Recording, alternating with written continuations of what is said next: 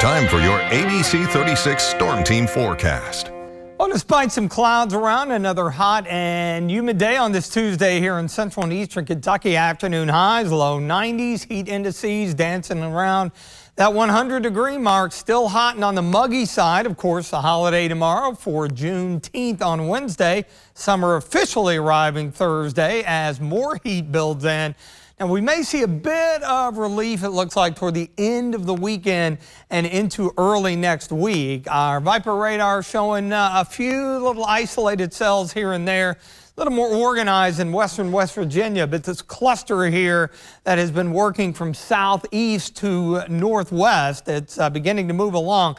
The heaviest rain is just north of Kentucky 52 between Richmond and Irvine. Got a little bit of lightning also just east of Berea.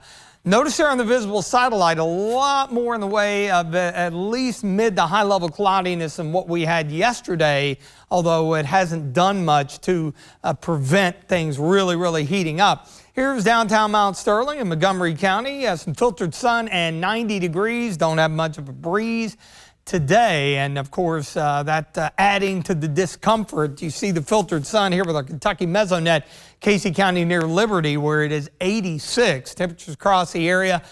Here in the Bluegrass westward, low 90s. We've had this area with some of that rain around Jackson, Manchester, Hazard, down toward London and Williamsburg into the upper 80s. Now, it's really muggy everywhere. Anytime you reach the low 70s, that's more like July or August type readings, and as a result, we've got those heat indices into the upper 90s. Of course, that's a little bit below the curve relative to any kind of advisory, but just use some common sense. Of course, take it slow during the hottest part of the day.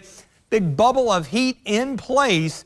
Most of the action out to our west. Our futurecast here in the short term, once the sun goes down, storms should go away.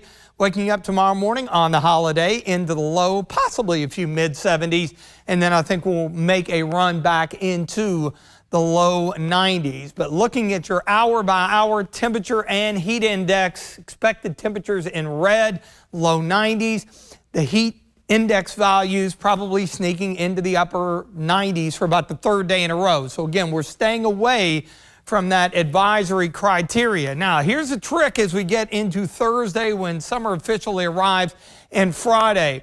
The big bubble of heat kind of retrogrades back to the west. So what that does is the air sinks, it compresses, it dries, and it heats up. That is why it's going to be a little less humid, but our temperatures are going to be going the other way into the mid-90s, and I wouldn't even be shocked if they don't overachieve a bit into the upper 90s. Notice nothing in the way of rainfall chances until probably as we get into the day on Sunday, and we just kind of stay in that humid area. It's not going to be really humid or miserable, but it doesn't take much to really cause some issues. And of course, the temperature and heat index trend, these numbers fairly even here, about 4 or 5 degrees, so we're not going to go surging, say, to 105, 106 for the heat index, but still, it's going to be pretty uncomfortable and even possibly dangerous if you're out there during the peak heating of the afternoon in the days going forward, so keep that in mind. A few clouds, warm, muggy, 73. Tomorrow, partly sunny, still hot and humid, 92, and we kind of dry it out even more and heat it up. Summer officially arriving 4:50 on Thursday. Looking at mid-90s into the weekend, could potentially be even a few degrees hotter than that. And then with a few scattered storms at least back in the mix, that'll knock our temperatures back a few degrees into the upper 80s and low 90s heading into early next week.